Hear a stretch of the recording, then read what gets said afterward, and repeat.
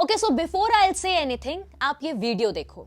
शायद हमें दोबारा लड़ना पड़ेगा और जिहाद करना पड़ेगा कैन यू बिलीव, ये कोई आम जनता नहीं है। ये देश के सर्वोच्च मंदिर पार्लियामेंट में बैठने वाले वो सांसद हैं जिनका काम होता है हमारा और आपका फ्यूचर तय करना। समाजवादी पार्टी के एमपी हैं ये मुहिबुल्लाह नदवी। लेकिन इनको देखिए, ये संसद में खड़े होकर जिहाद को जस्टिफाई कर रहे हैं। हाँ, जिहाद, वो शब्द जिसे सुनकर भी हमारा खून खौल उठता है। और आज सपा के ये एमपी पार्लियामेंट के अंदर बैठकर उस आइडियोलॉजी को सपोर्ट कर रहे हैं। क्या डेमोक्रेसी का अपमान नहीं है ये? और हैरानी की बात, समाजवादी पार्टी अभी भी चुप है। कोई एक्शन नहीं, कोई सस्पेंशन नहीं, कोई कंडेमनेशन तक नहीं। क्यों? शायद इसलिए क्योंकि ये पहली बार नहीं है। ये वही समाजवादी पार्टी है जिसने 2013 में 14 आतंकवादियों के मुकदमे वापस लिए थे, जिस पर कोर्ट तक ने कह दिया था अब क्या इनको पद्मश्री दोगे। ये वही पार्टी है जिसके मुखिया महिलाओं के साथ हुए अत्याचार पर कहते हैं कि लड़के हैं, गलती हो जाती है।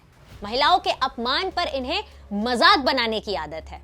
और सपा के नेताओं के स्टेटमेंट सुनकर ना हैरत होगी आपको और शर्म भी आएगी कि ऐसे व्यक्ति हमारे देश के पॉलिटिशियन हैं। इंद्रजीत सरोज कहते हैं, अगर भारत के मंदिरों में ताकत होती तो मोहम्मद बिन कासिम, गजनवी गौरी जैसे लोग हमला नहीं कर पाते।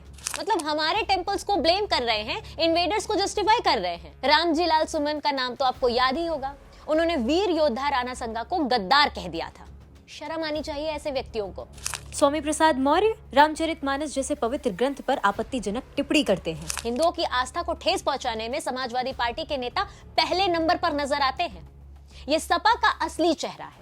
हिंदू आस्था पर अटैक करने में ये सबसे आगे होते हैं, लेकिन पार्लियामेंट में बैठकर जिहाद का ओपन सपोर्ट करते हैं। किस हक से हैं ये उस कुर्सी पर? कौन सी जिम्मेदारी निभा रहे हैं ये?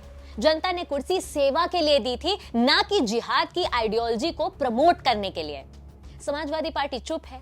क्यों? क्या जिहाद पर सपोर्ट देना और हिंदुओं पर कटाक्ष करना पार्टी की पॉलिसी बन चुकी है?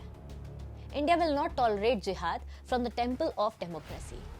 Enough is enough.